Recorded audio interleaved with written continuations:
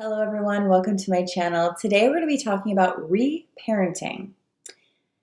What does that mean? Reparenting. When we have trauma or some negative emotional experiences as children and we don't heal that wound, we treat our emotion the way that we were treated in the first place.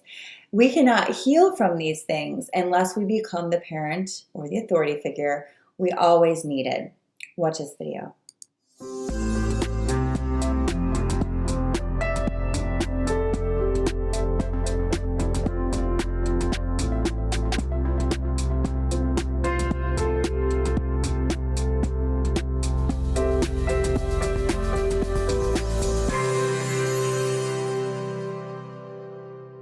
Hello everyone, welcome to my channel. If you're new, please click the little subscribe button and the bell so you get notifications when I release new videos. And if you've been with me for a while, of course, thank you so much and welcome back. Also, just want to mention the little join button. If you're on a computer, you'll see it. It means you can become a YouTube membership member. So check that out. But today I want to jump right into reparenting. It's one of my favorite things to teach in my emotional rehab course, which you guys by now probably have heard about because it's my most popular and amazing course.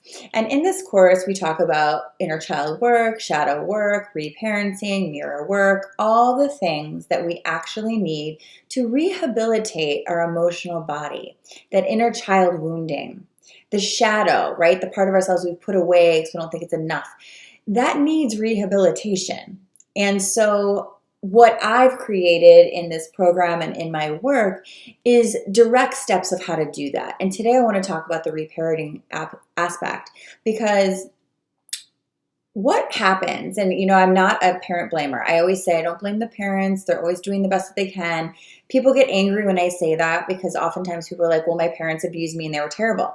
Well, I'm not condoning that. If you had one of those parents, shame on them. But it's not your fault that you were wounded, but it is your responsibility to heal. And that's the exciting part, is you get to take your power back and understand your wounds and stop re-wounding yourself, because that's what naturally happens, which I'm going to explain, but instead reparenting. So often we don't realize we're re-wounding ourselves when we've been wounded because our example of how to treat ourselves was less than perfect. And so we don't know any way other than to redo that. An example is when we're rejected or abandoned as a kid and say we don't do something we think is right, we'll reject and abandon ourselves. I have so many examples of this in my coaching where people will subconsciously self-sabotage and not understand why they're doing it. And that's what I'm talking about here, is those inner child wounds. That emotional pain body erupts. And you cannot control it until you become very, very conscious of it and understand the workings of an emotional pain body. So when we're talking about reparenting emotion, what that means is becoming really conscious of an unconscious aspect. It sounds crazy, right? But it's super capable. Capable? It's super possible. I did it, and so many of my clients have done it and are doing it. And so this is what it looks like. When something happens to you, or for instance, if you've had inner child wounds, you often have high expectations of yourself or perfectionistic ideals, or you think you need to measure up to something to make up for a part of yourself that is flawed or unworthy, or you decide that you're not lovable and so you push away anyone that does want to love you, those intimacy issues.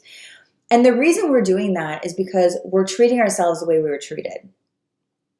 We are taking ourselves out of the game because we don't think we deserve it yet.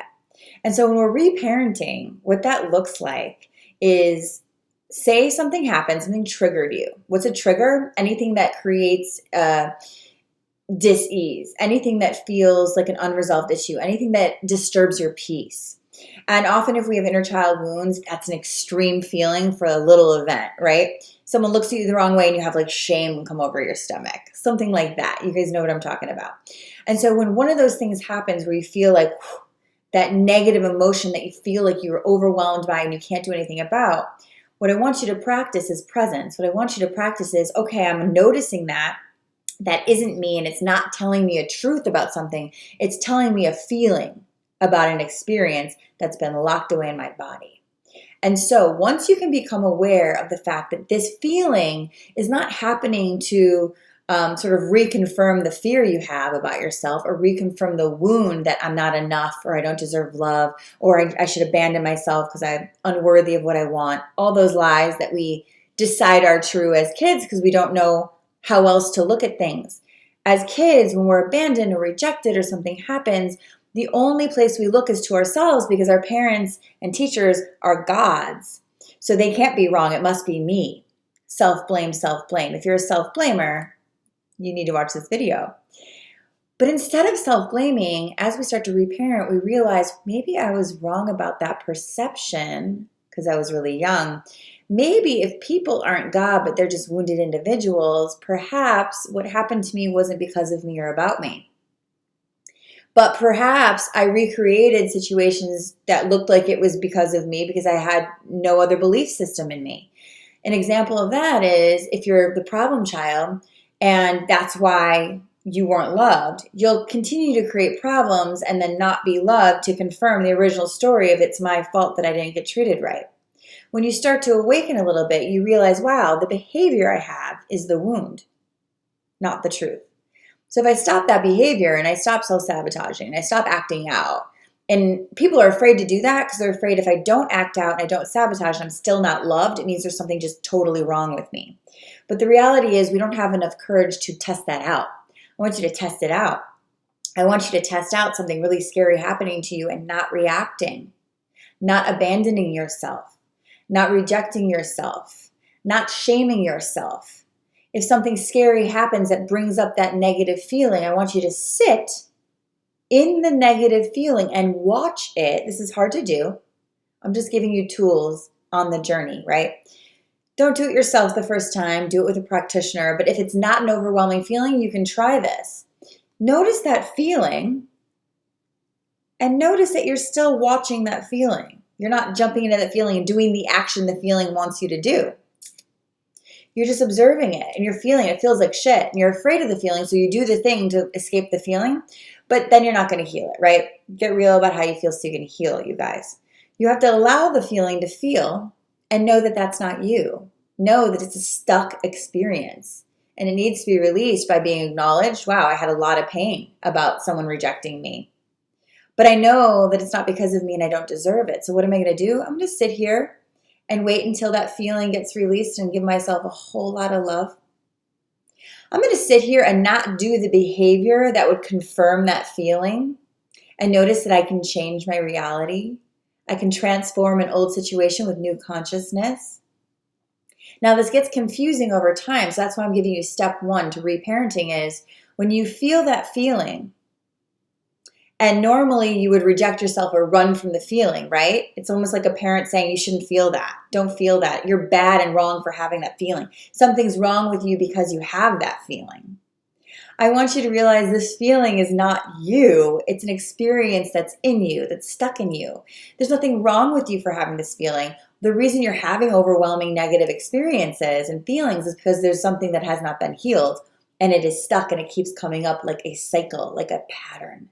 And the way we break that pattern of negative experiences and negative emotions is by being conscious in that emotional experience and recognizing that that feeling can happen, but the meaning we attach to it, we're going to dissolve that right now. Oftentimes when we have a negative emotional experience, we attach the meaning. The meaning is what causes us pain because then we act out, we run from that because we don't want that to be true. But what if I told you that your negative emotions are neutral? They just feel bad because of what you think it makes it mean or makes you mean, or what you think this feeling means about you, or the fact that I have this feeling means there's something bad about me. What if I said, we just need to create an unconditional container for our emotions to breathe so they can leave? Literally. I spent 2 full years doing that with every damn emotion that came up for me. And guess what? I don't have negative emotional triggers. I don't have them. I can feel emotional things or negative emotion and I notice, oh, wow, interesting what that wanted to make me think. That's so not true because I know myself. And when you start to release these, what also happens is that uncertain identity piece, like I'm not sure if I'm good or not, so I'll just run from it. The uncertain identity piece starts to integrate and ground within you because you start to realize you're not what you feel. But what you feel needs to be acknowledged and released so that you can be in your true self and know yourself as a soul having a human experience, not as a bunch of negative emotions that overwhelm you. So something to think about.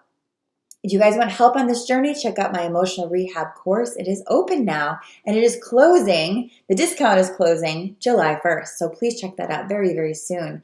We have a support group on Facebook and I come in there every single week to walk you through any and all questions that you have. You get to keep the course for your entire life.